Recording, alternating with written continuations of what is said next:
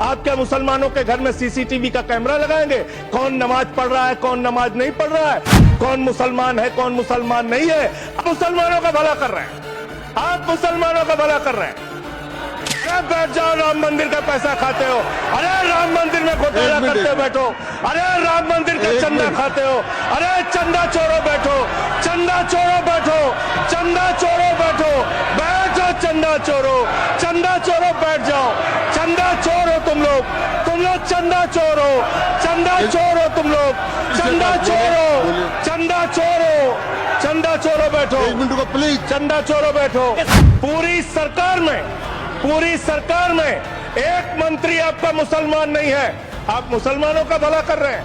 2 नेता अपने घरों में आपने बैठा दिया, मुख्तार अब्बास नकवी, शाहनवाज हुसैन, दोनों की राजनीति आपने खत्म कर दी। आप मुसलमानों का भला कर रहे हैं, आप मुसलमानों का भला कर रहे हैं, आप मुसलमानों का भला कर रहे हैं।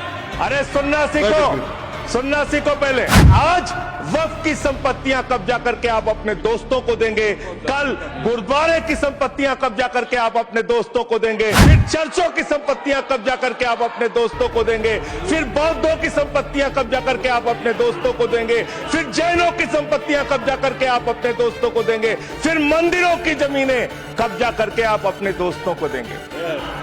आप तो वो लोग हैं जिन्होंने प्रभु श्री राम के मंदिर में भी घोटाला किया, मान्यवर, प्रभु श्री राम के मंदिर के जमीन में घोटाला किया।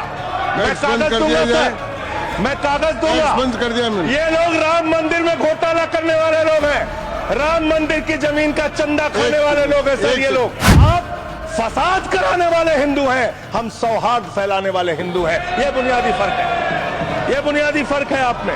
आप देश भर में फसाद, नफरत, लड़ाई झगड़ा कराने का काम करते हैं। करोड़ों मुसलमानों की चिंता है आपको। एक अपने दोस्त को पकड़ के लाइए, नीरव मोदी को 20,000 करोड़ वसूलिए, 12,000 करोड़ वक्फ को दीजिए, 8,000 करोड़ अपने पास रखिए। 8,000 करोड़ का आपको मुनाफा होगा, 12,000 करोड़ वक्फ को दे दीजिए, करोड़ों मुसलमानों का भला हो जाएगा। काम आपने देश के अंदर बहुत अच्छा शुरू कर दिया। आप एक काम करते हैं, देखो मुसलमानों को ठीक कर रहा हूं, दूसरी तरफ महंगाई बढ़ रही है, नुकसान हिंदुओं का। 94 लाख करोड़ रुपए शेयर बाजार में डूब रहा है, नुकसान हिंदुओं का। 11 लाख बच्चे स्कूलों से बाहर निकल गए, नुकसान हिंदुओं का। तो मुसलमानों का को ठीक करने के नाम पर आप नुकसान देश के करोड़ों हिंदुओं का भी कर रहे हैं। इसलिए ये सब बातें करके देश में आप नफरत फैला के ये सब झगड़े फसाद के काम मत कीजिए।